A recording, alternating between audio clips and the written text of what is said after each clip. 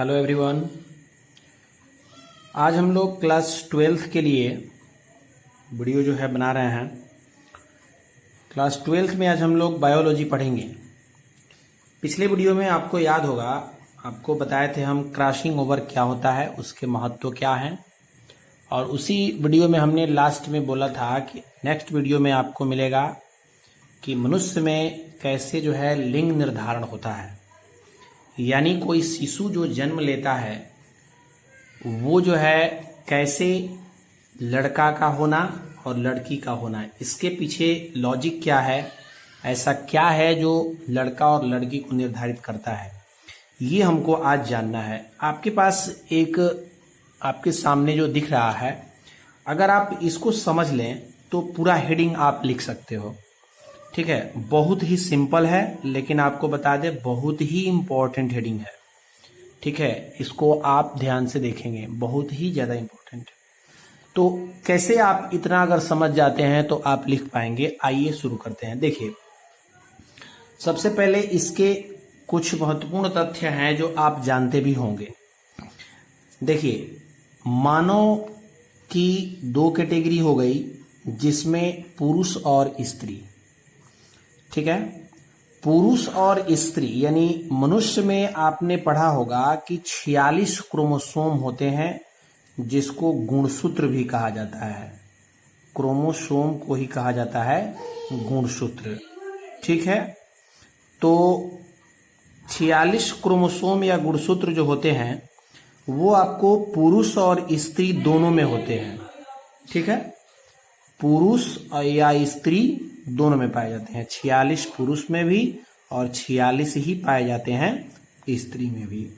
अब बात आती है कि 46 जो गुणसूत्र हैं उसमें जो 44 गुणसूत्र होता है वो पुरुष और स्त्री दोनों में एक समान होता है। ध्यान देंगे, यहां से तथ्य शुरू होता है लिंग निर्धारण के लिए कि 44 जो क्रोमोसोम हैं वो 44 क्रोमोसोम ऑटोसोम कहलाते हैं, एक समान होते हैं।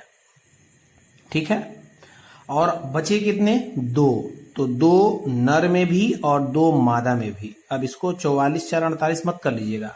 44 पुरुष में भी और पुरुष में दो तो 46 हो गया। स्त्री में 44, स्त्री में दो तो 46 हो गया। दोनों में 46 ही होता है। तो नर में भी दो और मादा में भी दो, यानी पुरुष और स्त्री। अब ये जो दो गुणसूत्र होते हैं ये भिन्न होते हैं। ठीक है, और इसका जो है नाम दिया गया है एक्स और वाई। ध्यान दीजिएगा, पुरुष में एक्स और वाई दो हो गए, एक दो। ठीक है, और मादा में जो है दोनों ही एक्स गुणसूत्र होता है, एक्स और एक्स।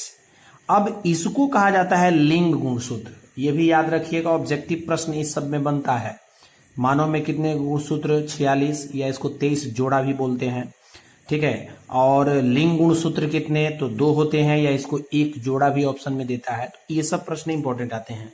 ठीक है, तो आते हैं टॉपिक पे कि 44 समान हो गए, दो भिन्न भिन्न होते हैं, नर में भी अलग मादा में भी अलग।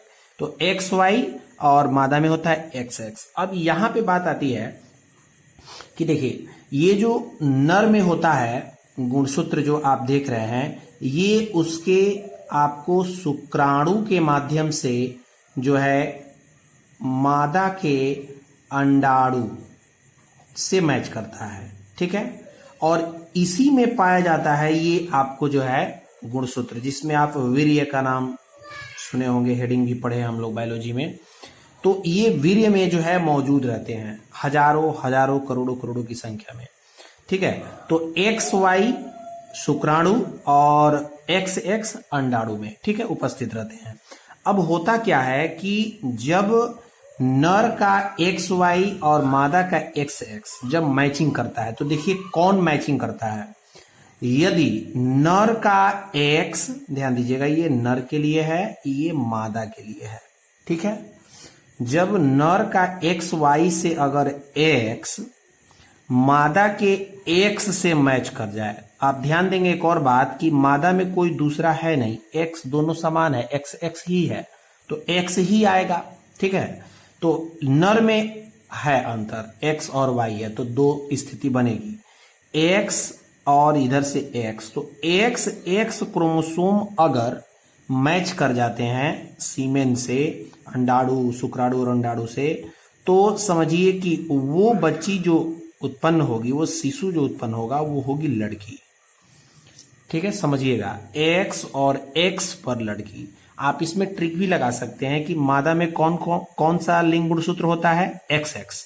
तो अगर एक्स और इसका भी एक्स मिलता है तो स्वभावतः वो लड़की ही उत्पन्न होगी, यानी गर्भ में पल रहा बच्चा जो है क्या होगा, वो लड़की होगा। ठीक है, अब देखिए एक्स वाई से अगर वाई और मादा से अगर सिर्फ आए एक्स, एक्स ही आएगा, तो हमारे पास मिल के आता है कौन सा, एक्स वाई। तो अब एक्स वाई कौन सा लिंग गुणसूत्र है और किसके लिए है, तो नर के लिए है। तो वो शिशु जो है अब कौन सा हो जाएगा, लड़का हो जाएगा, यानी नर हो जाएगा। बहुत ही सिंपल सा फंडा है। ठीक है, तो यही इसका प्रोसेस है, मतलब जो है मानव में लिंग निर्धारण का, और यही आपको जो है कथन में बताया भी जाता है। आइए उस कथन को देख लेते हैं। संभवतः आप इसको समझ गए होंगे। आप चाहें तो इसका स्क्रीनशॉट लेके इसको जो है अपने फेयर कॉपी में बगल में इसको बना लें तो बेहतर रहेगा। ठीक है, तो आइए हम अब उसको देखते हैं। जो हमारा जो है भाषा में लिखा गया है, हमारा जो हेडिंग है कि मानव में लिंग निर्धारण। जो मैं बताया हूं आपको वही तथ्य इसमें मिलने वाला है। देखिए, मनुष्य में 46 क्रोमोसोम यानी 23 जोड़े रहते हैं, व्यवस्थित रहते हैं। गुणसूत्रों द्वारा ही लिंग का निर्धारण होता है। लिंग निर्धारण करने वाले गुणसूत्रों को लिंग गुणसूत्र कहते हैं। जिसके चलते शिशु का लिंग निर्धारित होता है, उस गुणसूत्र को लिंग गुणसूत्र कहते हैं।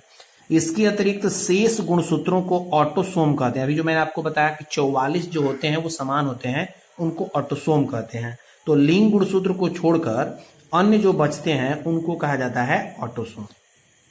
मनुष्य में लिंग का निर्धारण निषेचन के समय ही निश्चित हो जाता है। निषेचन आप पढ़े हैं, नर युग्मक मादा युग्मक के सम्मिलन को बोलते हैं निषेचन। यह एक जोड़ी गुणसूत्रों पर आधारित होता है। एक जोड़ी, ध्यान दीजिएगा, अभी बताया आपको एक जोड़ी यानी दो, एक्स वाई और एक्स एक्स गुणसूत्रों पर आधारित होता है।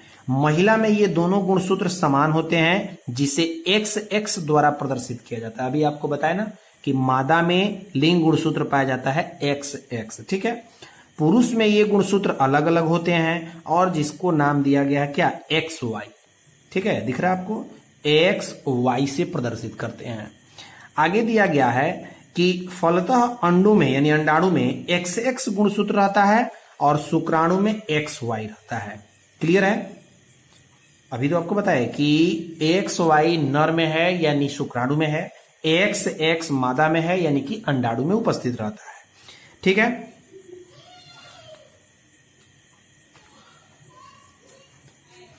अब देखिए, अब इसमें बात आती है कि देखिए एक्स का एक्स के साथ मिलने पर एक्स एक्स अर्थात लड़की। अभी आपको बताया ना कि एक्स का अगर सम्मिलन एक्स के साथ हो जाए, जैसे माना कि ये एक्स जो है नर का है और ये मादा का है, दोनों आपस में निषेचन के दौरान एक दूसरे से मिल गए, तो क्या बनेगा, एक्स एक्स बनेगा, और एक्स एक्स से उत्पन्न होगी वो होगी लड़की, वो शिशु जन्म लेगा लड़की। ठीक है, और अगर एक्स का मैचिंग वाई के साथ हो जाता है, ठीक है, मादा का एक्स अगर पुरुष के वाई से मैच कर जाता है तो बन जाता है एक्स वाई, और एक्स वाई जब बनता है तो एक्स वाई से उत्पन्न होता है लड़का। ठीक है, अब इसमें कुछ समाज में धारणाएं होती है, आप समझ गए होंगे कि एक्स वाई और एक्स एक्स किस पर निर्भर करता है।